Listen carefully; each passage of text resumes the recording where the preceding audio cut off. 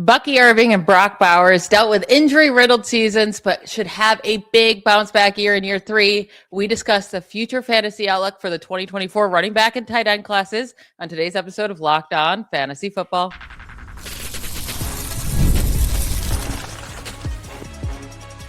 You are Locked On Fantasy, your daily NFL fantasy podcast. Part of the Locked On Podcast Network, your team every day. Welcome into the Locked On Fantasy Podcast. I am one of your co-hosts, Michelle Magdziuk, and when I'm not doing this, I'm a researcher and fantasy analyst for NFL Network. And I'm your other co-host, Vinnie Iyer. When I'm not doing this, I'm writing about NFL, fantasy, and betting for sportingnews.com. Today, we're going to get into the 2024 class, continue to do this. We already went through the quarterbacks yesterday and their fantasy future. Today, we're going to hit on the running back and tight end classes.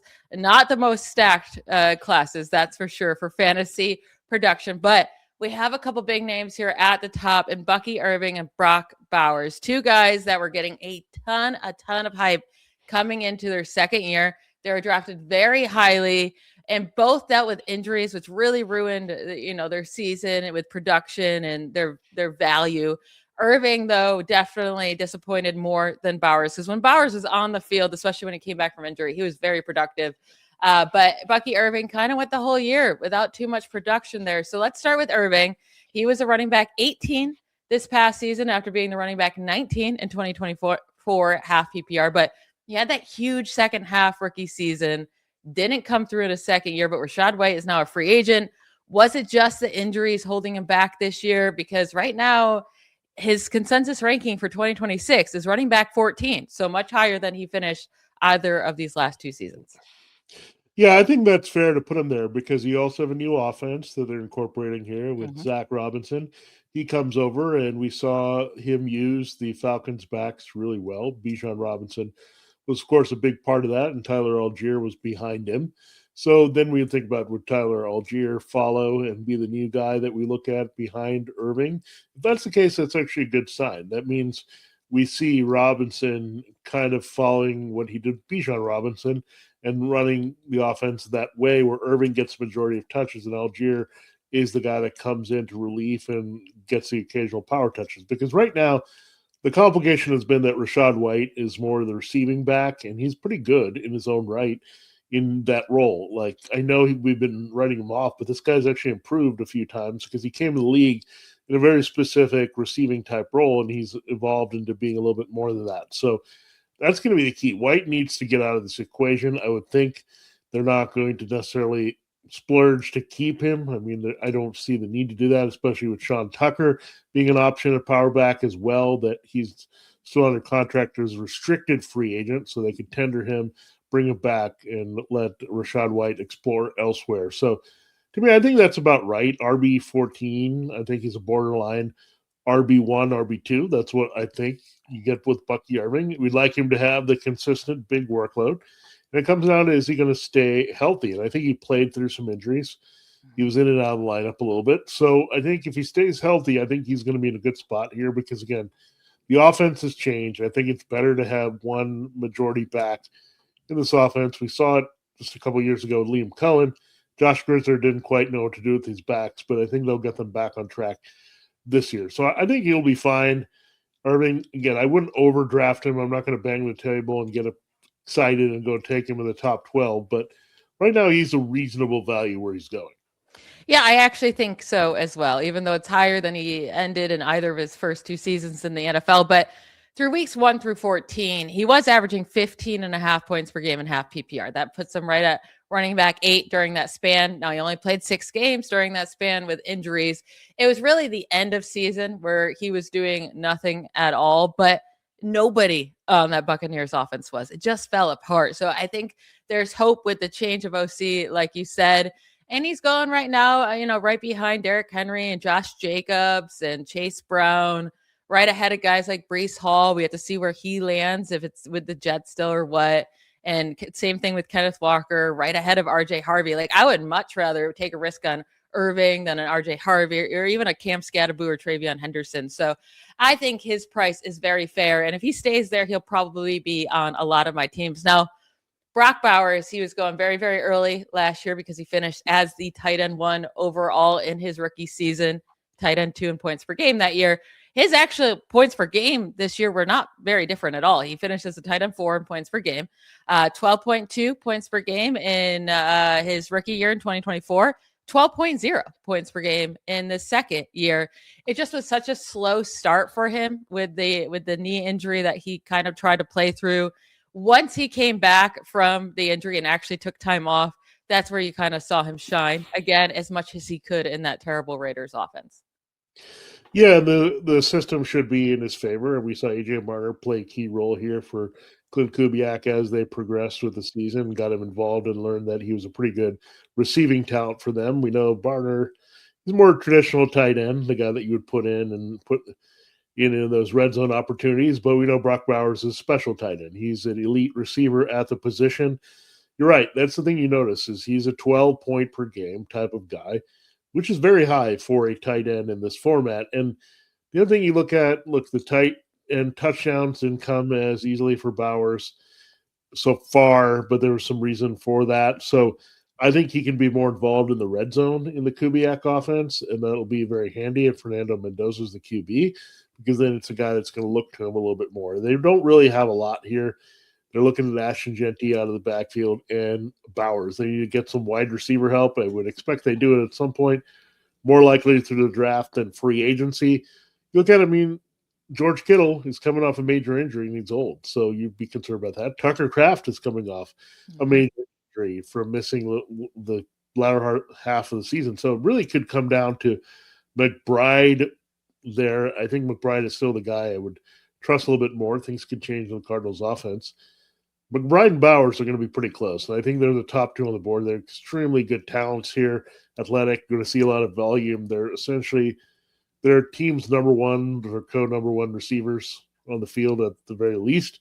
So I do like it. So, again, Bowers, it's going to be expensive to get him again, but he is going to give you an advantage of the position as well as getting McBride. I'm not sure you can say that about everybody else, given the injuries with Kraft and Kittle. Yeah, this is going to be my issue with Bowers because I'm perfectly fine with him being the tight end 2 in consensus rankings. I expect that to stay the same, right, as we head throughout this offseason, but only behind Trey McBride, sure. And I think like he can put up production like McBride can. The worry is the quarterback, right? If it's Mendoza, how does he perform? And as a rookie, does he like to target his tight ends? They have a new OC, but head coach and OC. Clint Kubiak should be calling plays you would expect. And, maybe he goes away from that method of always targeting Chris Olave in 2024 with the Saints to then JSN having a monster year. Maybe he's like, Bowers is my best weapon. I'm smart enough to just utilize him. I think he is smart enough to go with that game plan. But when you're looking at Bowers and where you have to draft him right now, he's going around guys like Chase Brown and George Pickens, Jeremiah Love, who'll be a rookie that we're all expecting to have a nice season, Josh Jacobs, like big name guys who are going to have a big impact on your roster. While a guy like Holston Loveland, he's still going early, but a couple rounds later, and that's like you have to take Loveland over guys like Adam, Jamison Williams, RJ Harvey, Ladd McConkey. Like I like that tier better to take the tight end over than a Bowers, but I do think Bowers will come through as long as he can stay healthy and the Raiders are an atrocious mess like they were this last year.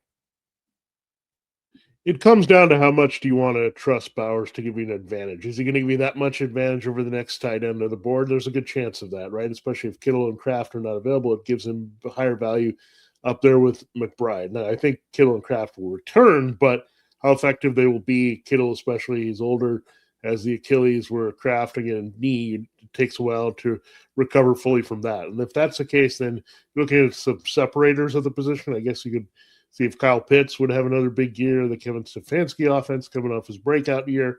I don't know if he can get up to that echelon because I think you're more feeling these guys are the top targets, where Kyle Pitts is still going to be number 2 to Drake London when he's healthy. But right now in the current situations with the Cardinals and Raiders, these are going to be the top targets. So again, I think Bowers is rich, but you don't have to pay as much maybe as getting McBride, and that makes him a good value if you're looking for that advantage at tight end that few people may have this year. Let's get into some more running backs and tight ends from the 2024 class, including Blake Corum and Theo Johnson. They showed a lot of promise in year 2 after doing very little in year 1. So we'll get into them and others right after a quick break. Hey, it's Matt Derry from the Locked On Lions podcast. The people I love depend on me. If I'm gone, the financial responsibilities don't disappear. I didn't want my family figuring things out during the hardest moment of their lives. That's why I knew only one place to go. I chose life insurance through my friends at Ethos. Ethos makes getting life insurance fast and easy, 100% online. You can get a quote in seconds, apply in minutes, and get same-day coverage. There's no medical exam. You just answer a few simple health questions. You can get up to $3 million in coverage. Some policies are as low as $30 a month. I love the folks at Ethos. Protect your family with life insurance from Ethos now by going to ethos.com/LockedOnNFL. In as little as 10 minutes, you can get the free quote and up to $3 million in coverage at ethos.com/LockedOnNFL. That is ethos.com/LockedOnNFL. Ethos.com/LockedOnNFL. Application times and rates may vary. Before we continue our show and get into Blake Corum and Theo Johnson, I want to just remind everybody that the Everydayer Club is available to you. If you never miss an episode, this club is built for you. You get our show, Locked On Fantasy Football, ad-free every day, Monday through Friday, plus members-only Discord access and more. It just gives you more opportunities for us to help you win your fantasy football leagues. And the research starts now. Like, it's not, oh, it's February, March, I got time. No, the people who win, they start now and get ahead. So head to lockedonfantasyfootball.supercast.com or check the link in the show notes to join the club. All right, let's talk about this next group of guys. Like I said, this class was not filled with great running back or tight end talent for fantasy, but there are guys that are going to be going later in 2026 drafts that can be very relevant next year and help you win your league. So Blake Corum is a guy we're going to have to figure out how his usage will look next year. His second season, it started very, very slow. I mean, he was barely using his first season. His second year, it looked like, okay, he's just behind Kyren Williams again. He was only the running back 45 on average throughout the year. But in the end of the year, they started utilizing him a lot because they wanted to keep Kyren Williams healthier. And they said, let's use this split backfield. And it was working. From weeks 1 through 12, Corum only averaged 4 points per game. Now in weeks 13 through 18, that jumped up to 12.4 points per game in half PPR. And that was with playing 2 games pretty injured in week 17 and 18 because he suffered an ankle injury. He had 4 straight games with at least 12 fantasy points from weeks 13 through 16. So do we think he's still going to split the backfield with Kyren Williams next year? And will he be worth a late round pick as like his own standing, not just for an insurance policy for Kyren Williams?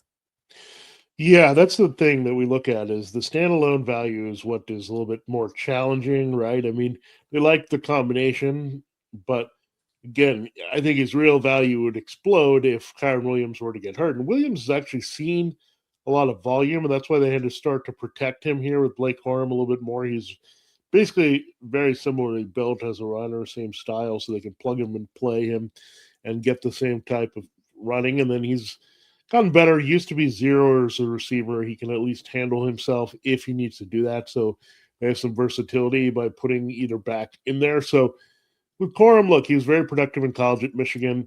He's waited for his key opportunity here. They realize they need to get him on the field, take a chance to give Williams a little bit of rest, and be productive. So I don't know if they'll tinker with this too much. Like, I want to trust Corum as someone I can plug in as an RB2.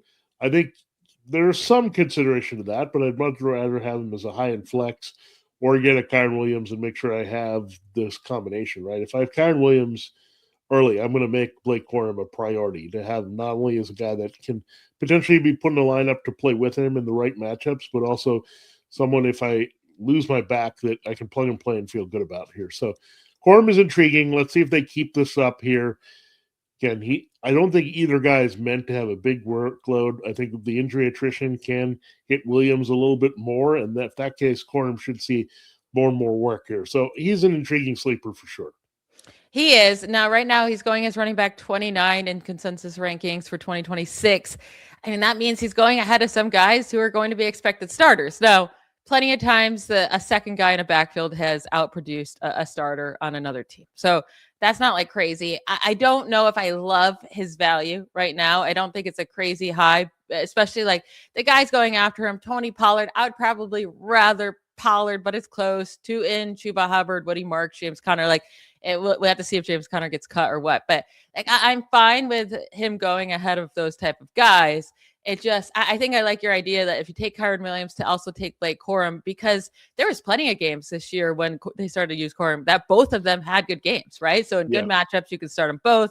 And then you have your insurance policy, because I think Corum would be great if Kyren Williams ever went down. And Kyren Williams just in general has always been underrated. Like right now, he's sitting at running back 16 and ranks. I mean, that's a super fair price. So that means it's not like you're taking Kyren Williams with an early first round pick and then also taking Blake Corum early. You're taking both guys at pretty fair prices there. So don't mind that at all. Now let's talk about Theo Johnson. He was only the tight end 23 in 2025, but he had some big games, especially mid-season. He had an 18-point game, 14, 10, 11. He was coming along. He dealt with a foot injury to start the year, and he took a big step up from production from year 1 to year 2. So he could definitely take another leap in year 3. I mean, he got 30 more targets in his second season, 200 more receiving yards, 4 more receiving touchdowns. He gets a quarterback in Jaxson Dart that they seem to have that connection. He had the second most targets on the team and receptions on the Giants last year and led the team in receiving touchdowns. So I think Theo Johnson could be a sneaky late round pick for a year 3 leap. Yeah, and the other thing that we have to consider is they're actually thinking about adding another tight end, which would be interesting because they'd maybe make it more about the tight ends and the 12 personnel here for the new offensive.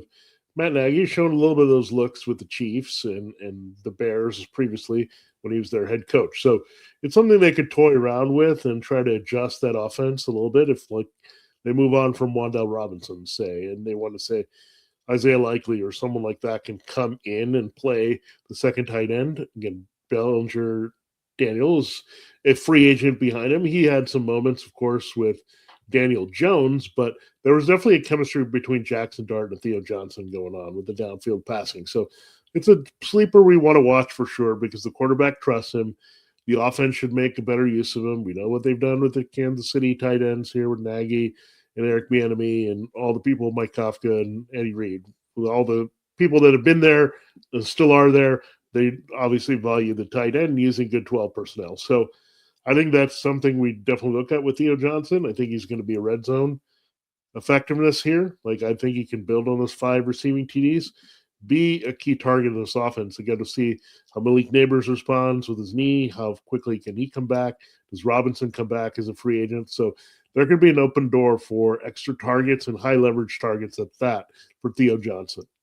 Yeah, I completely agree. I think he's going to be one of my top sleepers for this year. He's going to go super, super late in drafts if he's drafted at all in some drafts. So, but I do think as long as they don't add like a big name tight end in free agency or draft a tight end early, I'm going to be on the Theo Johnson train, especially with Wan'Dale Robinson leaving. That leaves a lot of targets. And yeah, they might add a wide receiver to take those targets, or maybe they'll go with Malik Neighbors and Theo Johnson as their top 2 guys. I do think Theo Johnson has it in him to be a really great, receiving talent at the tight end position moving forward. And I could see a big jump in his production next year. Let's talk about some other guys. We'll take a quick break, get into Tyrone Tracy, Trey Benson, AJ Barner, and, maybe Jonathan Brooks could come back to life. We never know. This episode, Locked On Fantasy Football, is brought to you by Indeed, sponsored jobs, workplace chaos, deadlines stacking up, inbox overflowing, and the one position you have to fill still sitting open. When the pressure's on and you need the right hire, this is a job for sponsored jobs. Indeed, sponsored jobs helps you reach the people who actually fit what you're looking for, skills, experience, location, so you're not just hoping the right candidate stumbles across your post. And here's a stat that says it all. In the minute I've been talking to you, companies like yours have made 27 hires on Indeed, according to Indeed data worldwide. So if you're hiring, spend less time searching and more time interviewing candidates. We check all your boxes with Indeed sponsored jobs. Do it right now because you're spending less time and more time actually interviewing candidates who check all your boxes. That's less stress, less time, more results. When you need the right person to cut through the chaos, this is a job for Indeed sponsored jobs. And listeners of Locked On Fantasy Football will get a $75 sponsored job credit to help get your job in the premium status it deserves at Indeed.com/podcast. Just go to Indeed.com/podcast right now and support our show by saying you heard about Indeed on Locked On Fantasy Football. Indeed.com/podcast. Terms and conditions apply. Need to hire. This is a job for Indeed sponsored jobs. This episode of Locked On Fantasy Football is also brought to you by FanDuel. Ever want to experience the NBA Finals live and in person? FanDuel is giving you the chance to turn that dream into reality with the NBA sweepstakes offer. Here's how it works. Use a profit boost on any NBA future. You'll automatically be entered for a shot to win an NBA Finals trip for two. That's right. Flights, tickets, the whole experience waiting for you. Futures are a good thing to attack after the All-Star break, whether it's picking a team to win the championship or grab a conference title. It adds that extra layer of excitement to every game down the stretch. And now you can not only pick cash, but it could also send you to the finals. Visit FanDuel.com to get started. Use a profit boost on an NBA future and get entered for a chance to win a trip to the NBA Finals. Play your game with FanDuel, the official sports betting partner of the NBA. All right, Michelle, it is time to close the show. Yeah, we had to mash up the two positions here at running back and tight end because we're digging deep. We got to find some values here. Well, this is the next group that we're going to be considering. Now, let's talk about the running backs that seem to be on the radar next. Tyrone Tracy Jr. We'll see what happens with Cam Scadaboo in New York. Does Scadaboo come back healthy with that ankle injury? But Tyrone Tracy has been a pretty good runner in his first two seasons, first sharing with Singletary, then with Scadaboo. Then we've had Trey Benson. James Conner is getting old. He got hurt. But unfortunately, last year, Trey Benson also got hurt and didn't take advantage. We had the cycle through Murray DeMercado, Bam Knight, some of these other dudes, Michael Carter, and put them in, and there was not a lot of fun fantasy production. We've been waiting for Trey Benson. He looks like the guy that should take over and do well for James Conner. Now, what are you feeling with these two guys, Tracy and Benson? Because, again, I think they could be an interesting later draft stashes this year. Yeah, I mean, Benson could fly up draft boards if James Conner, there's recent rumors that James Conner could be cut to save money against the cap for the Cardinals, which makes sense. Like, the Cardinals are not a team that's going for the Super Bowl this year, right? They need to keep rebuilding. They have all these new coaches. They don't know who their quarterback is at the moment. Maybe it's Kyler Murray, who knows? But it makes sense to save money when James Conner, he's a good running back, don't get me wrong, but he's old and he has a tough time staying healthy. So save that money at running back. I would expect them then to just go to Trey Benson. I wouldn't think they would spend a lot of money in free agency for a running back. I wouldn't think they'd use an early draft pick on a running back because they just have too many other needs. So if it's Trey Benson as a starter next year, unfortunately, like you said, we didn't get to see it. I mean, James Conner played the first 3 weeks. Benson got the start in week 4 and was supposed to take over. Then he gets hurt in week 4 and misses the rest of the season.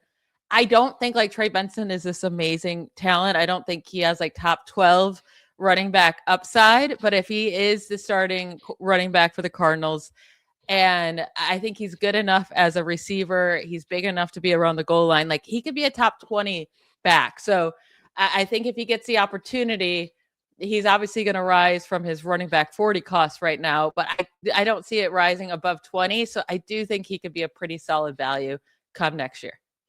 Yeah, let's see how his rehab goes, see how he gets healthy, see what they do with the rest of the roster here. They could shake it up again in the backfield. They're also a contender right now to look at Jeremiah Love in the first round. Obviously, that would blow up Benson's value beyond being a handcuff, assuming Connor's out of there should they make that Love draft pick. So a lot of things to consider there, but the blank in the Cardinals backfield could have some really good value. We have to see. Love would be the highest ceiling play. Benson would be an interesting floor play as an RB2 should that happen. Now, let's go from those two running backs, Tracy and Benson. There's wait and see a little bit with them. Now, A.J. Barner, he's red hot, much like Kenneth Walker, coming off a very good Super Bowl, scored a touchdown. He was tight end 21 on average, and he just kind of had momentum in his favor all the way through the playoffs. And then he had a big game in Super Bowl 60 with a touchdown. He was second on the team, believe it or not, behind Jaxson Jigba.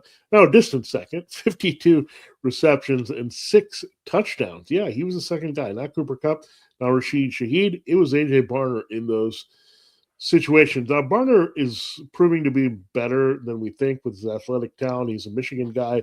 So that talent is all kind of coming together here from that system that we saw. I mean, we saw Loveland as the best example. Barner is a sleeper example from Michigan. So I do like it here. They're sticking with the 49ers type theme, moving on from Clint Kubiak. So I think A.J. Barner is someone we're definitely going to watch if his role expands because, again, he's still the second receiver on a very good offense at this point. Yeah, with Theo Johnson and AJ Barner, they're going back-to-back in consensus rankings right now, really late, 22 and 23 for tight ends. So pretty much undrafted, or if anyone's going to take them, it'd be a late-round sleeper pick at this moment.